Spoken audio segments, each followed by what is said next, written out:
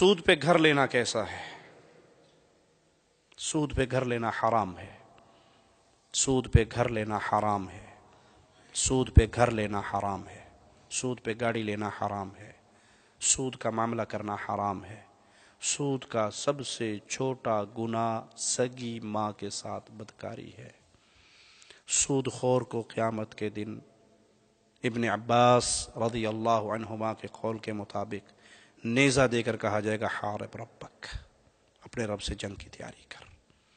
اس کا کیا بنے گا جو رب اور اس کے رسول سے جنگ کی حالت میں آ جائے۔ جاہل ہیں وہ مولوی جنہوں نے فتوے دے رکھے ہیں۔ قادری صاحب کا فتویٰ میں نے پڑھا، قادری صاحب فرماتے ہیں چونکہ یہ نان مسلم کنٹری ہے، یہاں سود پہ مکان لینے میں کوئی حرج نہیں ہے، کیونکہ اسلامی لا نہیں ہے۔ اسلامی لا اسلامی کنٹریز میں ہوتا ہے، یہاں اسلامک لا نہیں ہے، تو ایک مکان کی گنجائش نکلتی ہے۔ تو میں نے ایک موقع پہ کہا تھا، آج دوبارہ یو کے میں اس کو دہرا رہا ہوں، قادری صاحب کیوں بریک لگا دیا آپ نے سود کے ایک مکان پہ؟ ایک گرل فرینڈ کا بھی اضافہ کر دو بیچاروں کے لیے، وسکی کی ایک بوتل کا بھی اضافہ کر دو۔ نان مسلم کنٹری ہے نا، مسلم لا تو ہے نہیں، تو جہاں ایک گھر دے رہے ہو ایک گھر والی بھی دے دو، لیتر دے تو انہوں پہن گے جو اگے جاؤ گے۔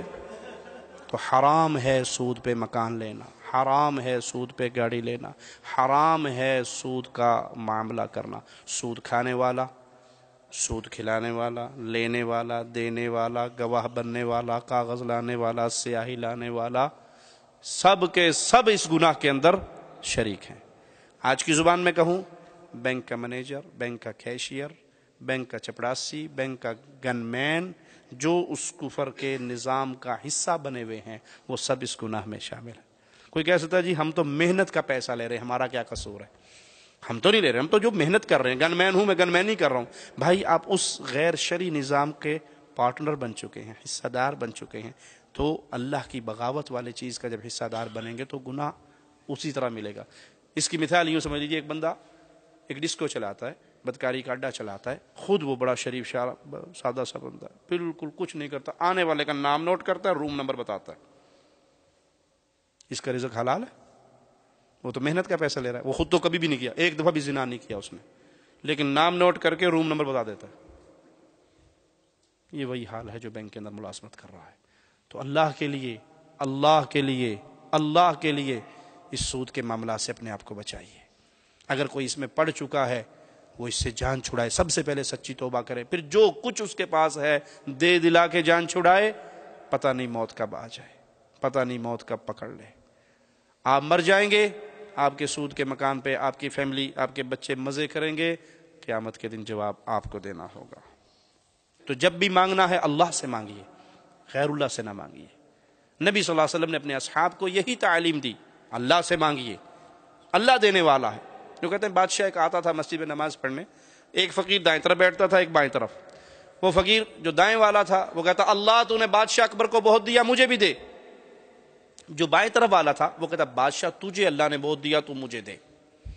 اس نے کہا بے وقوف، اللہ سے مانگا کرتے ہیں، اللہ دینے والا ہے۔ کہتا ہے وابی جی نا اللہ سے مانگ کرتے ہیں، دیکھنا بادشاہ مجھے کتنا دے گا، تجھے کیا ملے گا۔ کہا ٹھیک ہے مانگ لے۔ یہ دونوں آواز لگاتے ہیں ہر جمعے پہ، بادشاہ اکبر تجھے اللہ نے بڑا دیا، مجھے دے۔ وہ کہتا اللہ تو نے بادشاہ کو مجھے دیا، مجھے کیوں نہیں دیتا، مجھے بھی دے۔ تو بادشاہ نے آ کر وزیر سے کہا کہ جو اللہ سے مانگتا ہے تو اللہ تو اس کو خالی نہیں رکھے گا، ضرور دے گا۔ یہ بے وقوف پاگل ایک میرا نام لیتا ہے، اس کو کچھ بھیجو، اس کا منہ بند کرو۔ تو بادشاہ تھے اس دور کے، ان کے اپنے انداز تھے، انہوں نے کیا کیا، ایک بڑی ساری دیگچی کے اندر نیچے سونے کی شرفیاں لگائیں، اوپر کھیر رکھی، اور فقیر کو جا کے وزیر دے آیا۔ اب وہ فقیر کھیر کھا رہا ہے اور اس فقیر کو چھیڑ رہے ہیں، اللہ دے، اللہ دے دے، وسیلے کے بغیر، منکر وسیلے کا کہاں سے ملے گا؟ بادشاہ سے مانگ، دے کتنا دے کے گیا مجھے۔ انہوں نے کہا دے گیا تو کھا، مجھے تو اللہ ہی دے گا۔ لیکن دونوں کاروبار تو ایک ہی تھا نا، پیٹی پہ رہا تھے دونوں، فقیر تھا وہ بھی، یہ بھی۔ جب کھیر کھا کھا کے رج گیا نا تو تھوڑی سی کھیر بچی، انہوں نے کہا لا تو بھی کھا لا، لا تو بھی کھا لا۔ انہوں نے کہا میں گھر جا کے کھاواں گا، دیکھ جی اپنے پاس رکھ لی، گھر چلا گیا۔ اگلا جمعہ آیا تو وہ کوئی نہیں تھا، اور یہ پھر بیٹھا تھا، بادشاہ تجھے اللہ نے بڑا دیا، کیوں نہیں دیتا، مجھے بھی دے۔ اس نے وزیر سے کہا تم نے اس کو کچھ دیا نہیں؟ کہا بادشاہ سلامت پوری دیگچی سونے کی بھر کے دی تھی۔ کہا پوچھو اس سے کیا ہوا؟ کہا جی کیا ہوا، تجھے پچھلے جمعے کھیر نہیں ملی؟ کہا جی ملی سی جی، بڑی مہربانی جی، سلام جی، تھوڑی نزلہ نو سلام جی، کیا شاہی کھیر کا مزہ تھا، بڑی مزیدار کھیر تھی۔ کہا پھر؟ کہا کھائی۔ کہا پھر؟ کہا اور کھائی۔ کہا پھر کیا ہوا؟ کہتے گستاخ بابی جی بیٹھتا سی میرے کو کہندا سی اللہ دے گا، اللہ دے گا، اللہ دے گا۔ اور میں انہوں کیا اللہ دے گا، اللہ نے وسیلے بڑھائے نے، بادشاہ کو مانگ۔ تو تھوڑی سی کھیر بچ گئی تھی، میں نے اس کو دے دی۔ کہا پھر اس کو اللہ نے دے دیا، اس کھیر کے نیچے سارا خزانہ ہی تھا۔ تو جب پکاریے اللہ کو پکاریے، جب مانگیے اللہ سے مانگیے، اللہ کے علاوہ سب منگتے ہیں، سب کے خزانے ختم ہونے والے ہیں اور اللہ کے خزانے ختم نہیں ہونے والے۔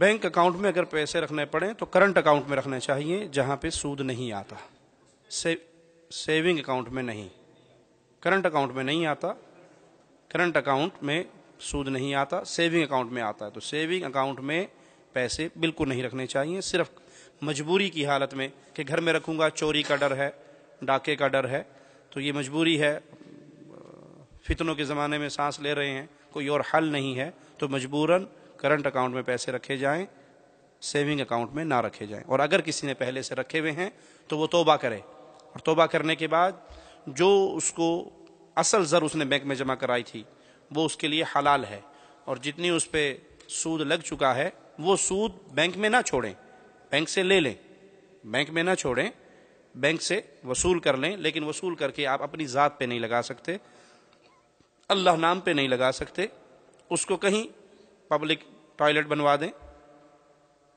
کوئی سڑک بن رہی ہے وہاں ڈلوا دیں، گندا کام ہے، شیخ ابن باز رحمہ اللہ کا فتویٰ ہے، وہ گندا پیسہ گندی جگہ پہ لگا دیں، وہ اللہ نام پہ خرچ نہیں ہو سکتا، وہ ثواب کی امید پہ خرچ نہیں ہو سکتا، ٹھیک ہے، وہ گندا پیسہ ہے، اس کو گندی جگہ پہ پھینک دیں، کہیں ٹوائلٹ بنوا دیں، کہیں ایسی جگہ پہ لگا دیں جس سے آپ کا کوئی لنک نہیں ہے، وہ پبلک کے رفاع عامہ کے اندر آ جاتا ہے۔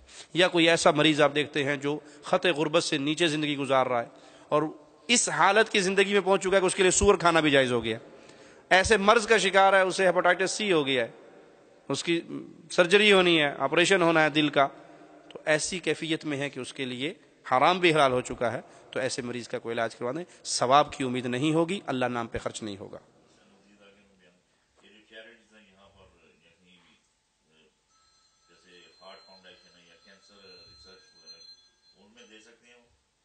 بہتر ہے اپنے ہاتھ سے اسے کہیں ٹوائلٹ پہ، پبلک ٹوائلٹ پہ لگائیں، ٹھیک ہے، وہاں لگائیں، اسے کسی مسلمان کو، تو عام مسلمانوں کی بھی اس میں مدد ہوگی، وہ نہ کی جائے۔ جزاکم اللہ خیر۔